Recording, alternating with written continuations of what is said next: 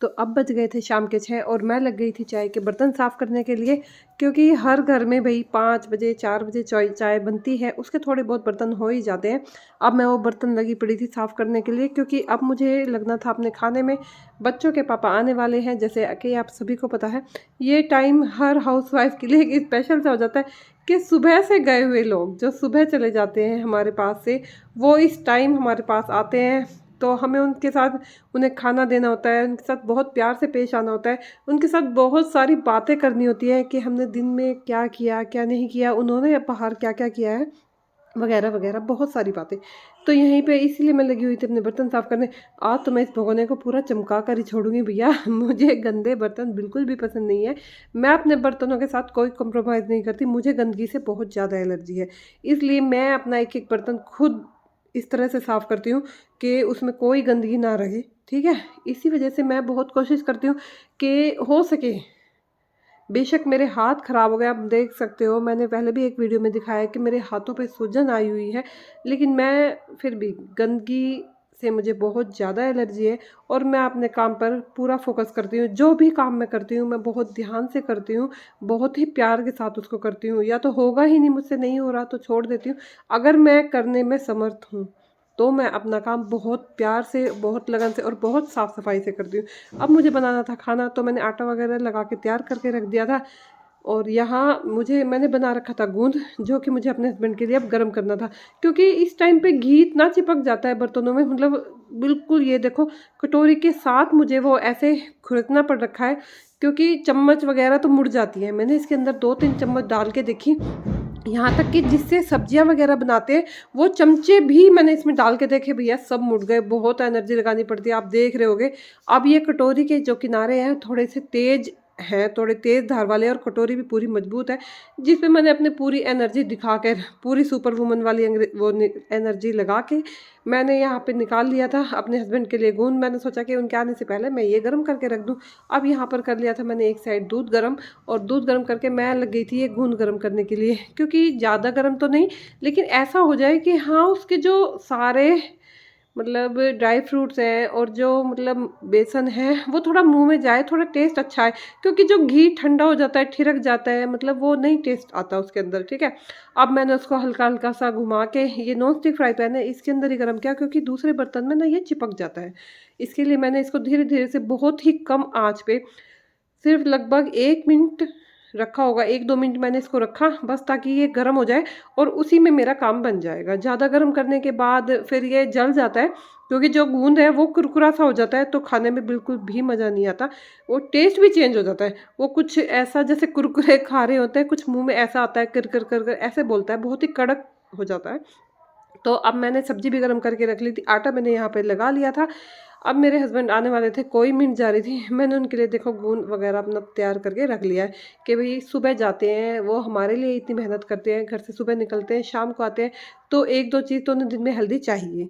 अब यहाँ देखो मैंने कितना सॉफ्ट हो जाता है ये, मतलब गर्म करने के बाद आप देखिए एकदम ऐसा जैसे बेसन का हलवा, कुछ कुछ इस तरह से हो जाता है।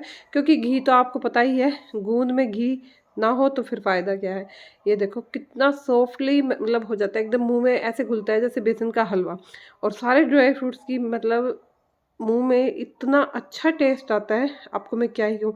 अब मैंने इसको गर्म करके नीचे उतार लिया था और डाल दिया था कटोरी में, जो कि अब आते ही मेरे हस्बैंड को मैंने देना था कि वो खा लेंगे। मैं अपने बच्चों से पूछ रही हूँ साथ के साथ तुम भी खाओगे क्या, लेकिन आज मेरी बेटी के सर में हो गया है थोड़ा सा दर्द, वो नहीं खाएगी, उसने मना कर दिया। मैंने कहा उससे बेटा थोड़ा सा खा लो, लेकिन नहीं मम्मा मुझे नहीं खाना।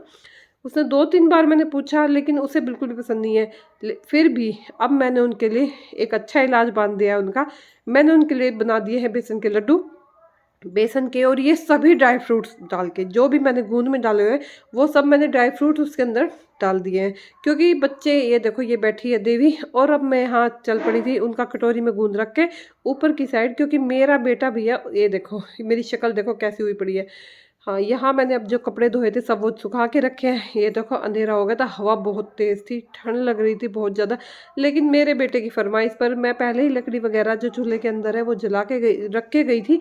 अब मुझे जलानी थी आग। ये प्लास्टिक थी, थोड़ी सी पन्नी वगैरह थी, मुझे ये जलानी थी क्योंकि मेरा बेटा मतलब बेशक ऊपर से ठंड लगती रहे लेकिन मुझे आग के सामने सीखना ही सीखना है। वहाँ से सीख कर आई, मेरे हस्बैंड आ चुके थे, उन्होंने ये मुझे फ्रूट्स वगैरह कि जब तक मैं कपड़े चेंज करता हूँ या मैं दूध लेकर आता हूँ तुम अपना ये फ्रूट्स वगैरह निकाल लो। अब मैं उनसे बातें करते करते मैंने कहा इतने सारे ऑरेंज क्या करना है इन सब का, तो उन्होंने कहा कोई नहीं, बच्चों को जूस निकाल कर दे देना। अब इस टाइम पे मौसमी का जूस बहुत अच्छा लगता है। ये कुछ किन्नू वगैरह है, पता नहीं किन्नू है या माल्टा, मुझे नहीं पता अच्छे से, लेकिन जो भी है बहुत मीठा रस होता है इनका। इस टाइम पे इनका जूस मेरा बेटा बहुत पसंद करके पीता, बहुत ज़्यादा। और वो मुझे बार बार कहता, मुझे नहीं पता था, कहने लगा मम्मा अंगूर भी हैं, अभी अंगूर भी निकालो। हे भगवान, इतनी ठंड में अंगूर और ये सब खा के। मैंने कहा तुम्हें खांसी ना हो जाए ना तो मेरा नाम बदल देना। फिर मैंने देखा तो यहाँ तो अनार भी आए हुए थे। आज कई दिनों बाद फ्रूट्स आया क्योंकि बच्चे ठंड में फ्रूट्स कम खा रहे हैं, बहुत कम खा रहे हैं।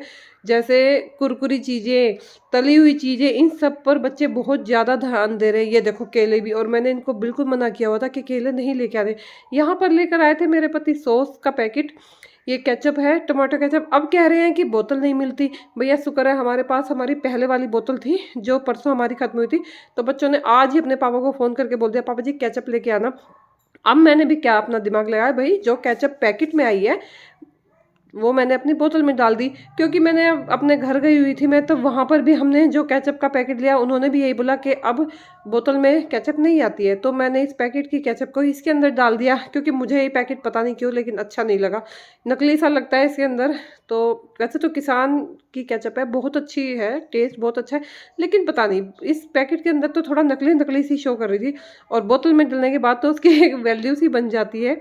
बहुत सी चीज़ें होती हैं जैसे पड़ी हुई और है, और किसी डब्बे में अगर किसी कंटेनर में आप डाल के रखो तो उसकी वैल्यू ही बढ़ जाती है। वही चीज़ है, भैया हाउस वाइफ है और वो भी भारतीय नारी, सब पे भारी वो काम है। छोटी छोटी बिल्कुल बिल्कुल दबा दबू के सब कुछ उसका निकाल लिया, कुछ नहीं छोड़ा उसके अंदर। और बाकी की मैंने चाट भी ली। और अब यहाँ पर लग गई थी मैं रोटी के लिए, मैंने गैस पे रख दिया था तवा, दूध गर्म होने के लिए भी रख दिया था। मैं लग गई थी अपने हस्बैंड के लिए रोटियाँ बनाने। वो खड़े हो गए, कह रहे मुझे सब्जी नहीं खानी। मैंने कहा आप किस चीज़ से खाओगे, कि पता नहीं क्यों लेकिन मुझे सब्जी अब नहीं खानी है। फिर रखा था रायता, उन्होंने रायते के साथ रोटियाँ। हमारी हस्बैंड वाइफ की बहुत सारी बातें चलती रही। आप सब समझ ही सकते हो कि सुबह के टाइम से शाम को आते हैं हस्बैंड, तो बातें ना हो तो फिर फ़ायदा क्या है। मैं हमारी आपस में बातें हो रही थी वो हमने नहीं दिखाई है। आप सभी जानते हो हस्बैंड वाइफ के बीच भाई अपने घर की पैसे को लेकर बहुत सारी टेंशन होती है, बातें होती है। वही हम अपनी थोड़ी थोड़ी बातें कर रहे थे। बच्चे सीख रहे थे ऊपर आग के सामने, क्योंकि उन दोनों को मैंने खाना खिला दिया था। मेरे हस्बैंड कह रहे हैं अरे बच्चे आ जाओ तुम खाना खा लो, लेकिन बच्चे तो भाई उस मेरे बेटे को बिल्कुल भी आना था। बेटी का थोड़ी तबीयत ढीली थी, उसने कहा नहीं मम्मा मैं आग के सामने सीख रही हूँ तो मुझे मत बुलाना। मैंने कहा ओके बेटा आप आराम से आग के सीख। मैं बहुत जल्दी जल्दी, ये देखो हाथ भी जल रहा है मेरा, चिमटा वो चूल्हे के साथ लेके भाग गई। जहाँ पे चूल्हा रखा था वहाँ पे कह लगे हमें चिमटे की ज़रूरत है। अब मैं हाथ से रोटियाँ सेक रही हूँ, मेरा हाथ भी जल रहा है, लेकिन बच्चों की जिद के सामने भैया हाथ जलता है तो कोई नहीं, जलने दो। लेकिन मैंने भी उनसे चिमटा नहीं मांगा, वरना मुझे ऐसा लगता है कि वो अपना हाथ ना जला लें। ओके, अब हम आ गए थे खाना वाना खिला के। मैंने बहुत फटाफट रोटी बनाई, यहाँ पर हम सब सीख रहे थे जो कि काम वाम करके। ओके टाटा बाय बाय, रात हो गई, ठंडी हवाएं, गुड नाइट।